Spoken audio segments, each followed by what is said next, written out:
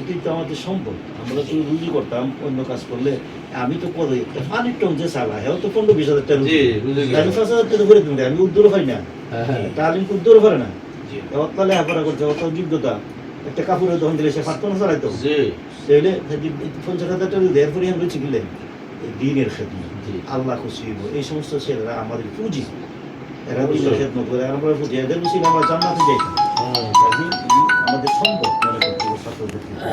একটা ছেলেরে ভালো করে ধরে দিতে পারলে এ আরো গর্ব, এই যে আমার সম্পদ বাড়লো, আমার আখেরাতের সামান হয়ে গেল। এই মন মানসিকতা নিয়ে যখন পড়ানো হইব, তখন ছেলেরা ভালো না হয়ে পারে। মনে করতে আমার ছেলে, আমার একটা ছেলে দুষ্ট হইলে এর প্রতি আরো মনোযোগ বেশি থাকে, কোনাদায় কি নষ্ট হয়ে যাবে।